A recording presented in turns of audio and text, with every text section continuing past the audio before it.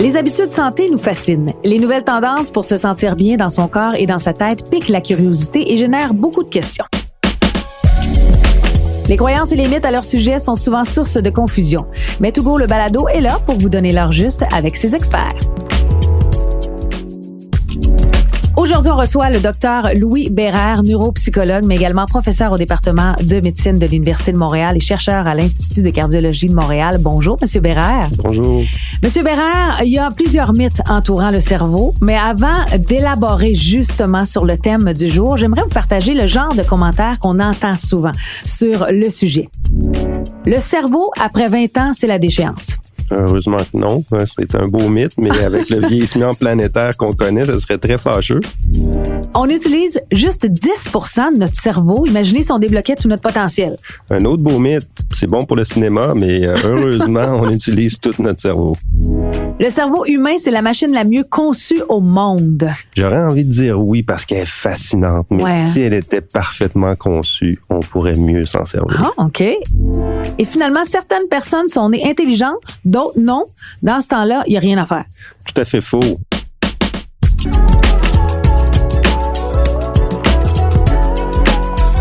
Bon, ben parlons-en du cerveau. Pourquoi cette fascination pour le cerveau?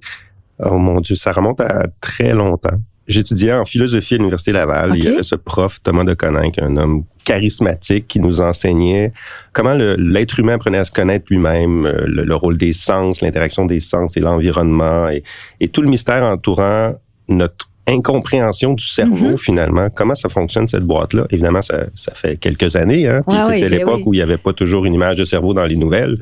Donc, l'imagerie cérébrale était très peu développée à l'époque. Donc, moi, ça m'a piqué à vif complètement. Et j'ai envie de dire un peu comme Obélix dans les films. Hein? Moi, je suis tombé dans la potion magique.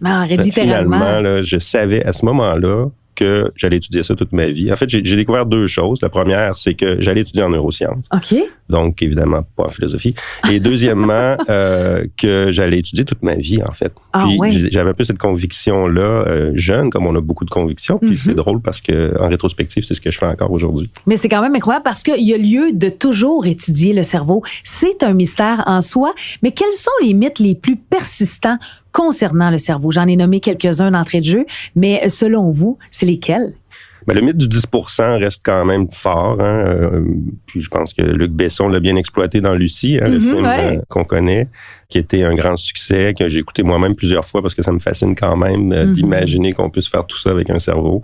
Évidemment, c'est un grand mythe, dans le sens que on le sait bien que c'est pas vrai. Et puis, on le sait encore mieux maintenant parce que le cerveau, même quand il est au repos, même quand on fait rien, on demande aux gens dans un scanner cérébral, on leur demande de rien faire. On voit que plusieurs régions sont actives, même très actives, et interagissent entre elles. Donc, différemment que lorsqu'on est éveillé, j'imagine. Évidemment, et même plus parfois que quand on est éveillé. Donc, c'est pas vrai qu'il y a seulement 10% en termes de volume ou en termes de space qui est utilisé. Je pense que ce que le mythe véhicule, par contre, qui est vrai, c'est qu'on n'en exploite pas toutes les ressources. Et ça, c'est pas un mythe, en fait. C'est une réalité. Le mythe est basé, c'est-à-dire que on a longtemps vu le cerveau comme quelque chose de structuré à la naissance et à 20-25 ans, c'est fini. Okay. Hein? Et tout ce que ça va faire après, c'est décliner. Et quand je vous dis que ça fait pas si longtemps que ça a changé, moi, sur les bancs d'école, j'avais des professeurs de neurologie qui nous disaient ça. Qui nous disaient, il n'y a plus de plasticité après 30 ans ou après 25 ans. Ce qui est faux. Ce qui est complètement faux. Ce qui est une bonne nouvelle en soi. Bien sûr. C'est un peu moins décourageant. Donc ça, c'est le mythe du 10%. Vous avez demandé d'autres mythes. Évidemment, il n'y a rien à faire. On est intelligent, on n'est pas intelligent. Ça aussi, c'est un mythe qui est très, très, très solide. Hein? Le mythe de la génétique, un peu. Vous êtes né avec votre bagage et vous êtes pris avec. On sait que c'est pas vrai. Hein? Mais il en demeure pas moins qu'il y a des fois qu'on remarque, ne serait-ce que sur les bancs d'école, qu'il y a des gens qui ont plus de facilité. Est-ce qu'on peut faire le lien avec le cerveau là-dedans ou pas tout à fait? Bien, oui, il y a des gens qui ont plus de facilité que d'autres, plus de rapidité que d'autres. Il faut faire attention aussi. Il y a des petits vites qui vont très, très vite, qui répondent facilement, qui ont une interaction sociale rapide, mais qui n'ont pas toujours la bonne réponse non plus. C'est vrai. Et je pense que dans notre société, il y a cette quand même fascination pour la vitesse. Hein? Le petit vite, ça fascine. Je vous dirais que pour avoir passé beaucoup de temps à étudier et à interagir avec des gens très intelligents, des étudiants formidables à l'université, je peux vous dire que c'est plus complexe que ça. Parfois, ceux qui prennent leur temps sont extrêmement intelligents et prennent justement le temps de bien cerner les choses avant de répondre. Donc, c'est un autre style. Et j'ai envie de dire, il y a des styles cérébraux.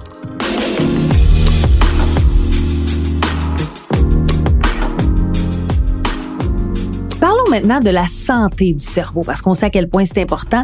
C'est quoi un cerveau en bonne santé? Comment on peut résumer ça? Un cerveau en bonne santé, bon, de façon générale, puis c'est sûr que le cerveau est connecté au corps, donc il faut forcément avoir une santé globale bonne pour avoir un cerveau en bonne santé. Mais d'un point de vue strictement neurologique, je vous dirais qu'il y a 2 règles qui sont importantes. La première, c'est qu'il faut que c'est un cerveau qui a des réserves. Pour nous, un cerveau qui vieillit bien, qui a une bonne réserve cérébrale, c'est un cerveau qui va bien réagir à toutes sortes d'événements, comme par exemple une commotion cérébrale ou à l'arrivée de la démence. On peut voir chez certaines personnes, par l'imagerie, des biomarqueurs, des marqueurs de la démence qui sont présents dans leur cerveau, mais que dans leur vie de tous les jours, ces gens-là se comportent normalement, puis ils n'ont pas de problème de mémoire. Donc, on a créé cette espèce d'hypothèse, c'est un construit un peu hypothétique, la réserve, comme quoi cette personne-là a du bagage qui lui permet de résister aux intempéries, si on veut, aux événements de sa vie.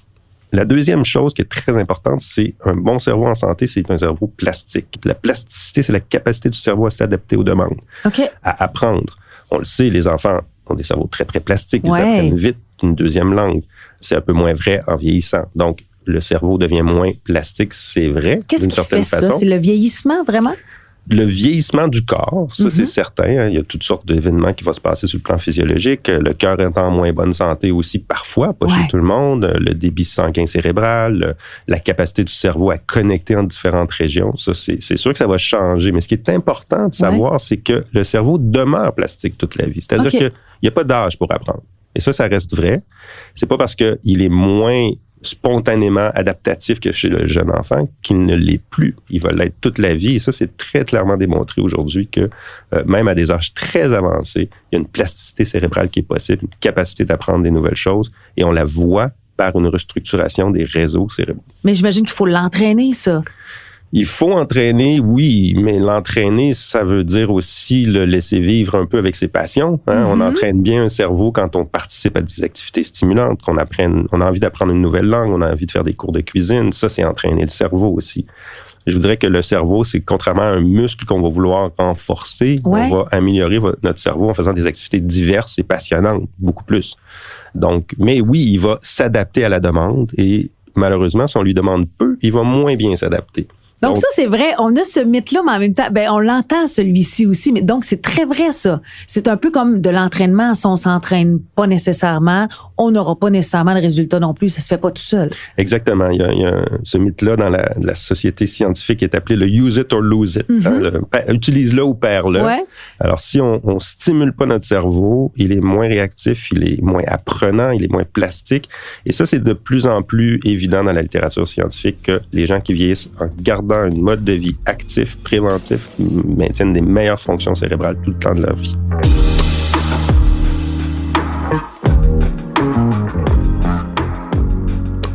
Qu'est-ce qu'on peut faire comme exercice? Est-ce que l'entraînement cognitif, par exemple, est important justement pour bien nourrir le cerveau?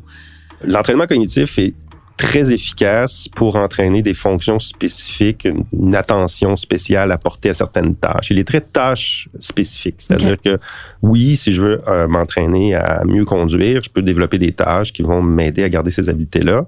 Au moment où on se parle, on est encore en train de débattre jusqu'à quel point ça va se transférer à l'ensemble des activités cognitives. Mais ça reste, oui, une façon très bien bonne de le faire. Et c'est pour ça qu'il y a autant d'engouement pour ce qu'on appelle les brain games, les jeux stimulants pour le cerveau. Par contre, il n'y a pas que l'entraînement cognitif. C'est une composante d'un cerveau en santé. L'activité physique est extrêmement importante. Est-ce que je me trompe ou on met pas beaucoup d'emphase là-dessus? C'est-à-dire qu'on entend peu parler de l'exercice physique avec le cerveau, à quel point c'est bon?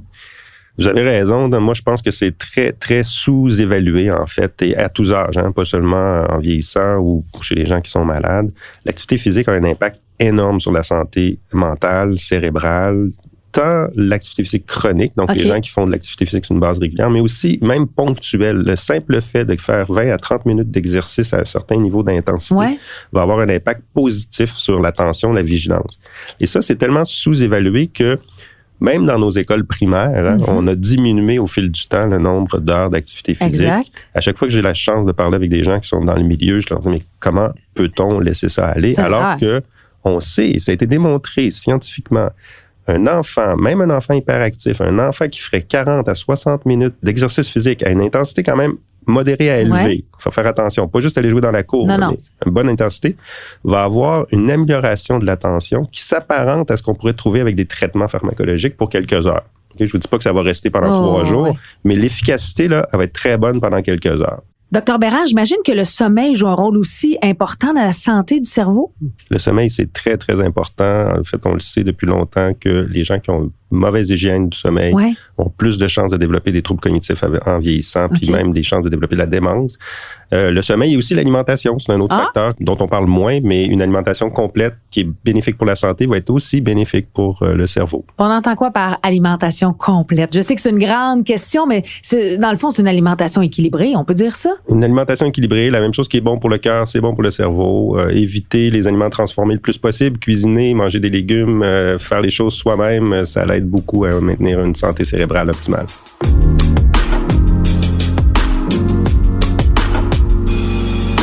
Et j'ai envie de vous poser une dernière question, là, l'importance des relations sociales pour le cerveau. Est-ce que c'est une façon de l'entraîner de façon positive aussi?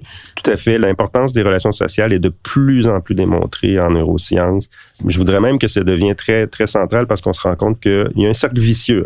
C'est-à-dire que non seulement les interactions sociales sont associées au maintien d'une santé cérébrale en vieillissant, mais on pense aussi que quand les gens détectent implicitement ou non un certain ralentissement cognitif ou des petites pertes de mémoire, ils se retirent socialement. Parfois, c'est conscient. Il y a des gens qui vont le dire, écoutez, moi, je suis de moins en moins bon pour retenir les noms, donc rencontrer des nouvelles personnes, ça me tente moins. Donc, à ce moment-là, il y a un stigmate qui peut s'installer.